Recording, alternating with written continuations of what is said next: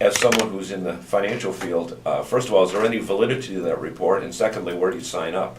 Well, I've been trying to sign up. I mean, I'm applying for my EBT card because I've kind of run the numbers unofficially. But yeah, I mean, think about it. You don't have to buy work clothes. You don't have to commute. You stay home all day, play Xbox.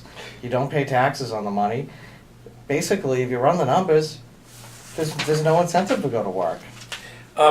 What does that say about why we even send our kids to school or to be educated to make a better future than the prior generation? It's kind of like long-range fatalism. Well, it really, I've been talking to my partners. We go for coffee and we, just talk, and it really says a lot about just our culture now. I mean, family values, where the families aren't there. I mean, a lot of, you look at just the stats about single parent families and things like that, where it's just not the same values. I mean, in the old days, it was just you went, you got a job, you wanted to work ahead. Now it's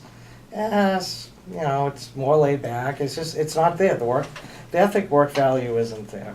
You're the first person in media that I've heard bring that up, because I've said all along, everybody's skirting the issue. It's not teachers, it's not this, it's not that.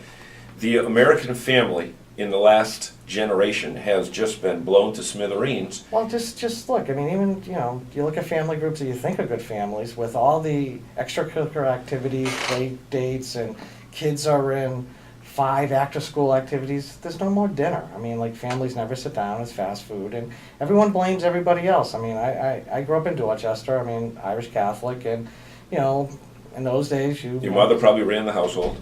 Yeah, right. Exactly. Dad worked, mom worked at night. I mean, everyone, parents worked 2 families, and if you came home from school and you said the nuns hit you, you got whacked again. It was your fault. We just assumed. Nowadays, it's a lawsuit. Well, it's interesting, because I know that in my days, the reason I have a career in radio is that I used to speak a lot in class when I wasn't supposed to. And I got sent home from, not just sent out into the hallway, but sent home from school one day. And I knew that once I hit that doorway and my father and mother found out about it, that I was going to get a whooping. Yeah. Today, my wife just retired as a teacher for 35 years. And if they discipline a student, they have to worry about the physical repercussions of the parent coming in and attacking the teacher. Yeah, because it's not Johnny's fault or little Susie's fault anymore. I mean, hey, one of my best friends, he is a volunteer baseball, hockey coach. But the stuff he has to put up with, I mean, he puts in hours of his own time to worry about being accused of... Wait a minute, my son, why isn't my daughter playing now? Who do you think you are? They should be playing more. Or just the fact that, to go in the locker room, he can't be in the locker room with the little kids, when, like for the hockey kids, when they're changing, unless there's another adult in there because of, well, we know why. Yep. It's just, everything's...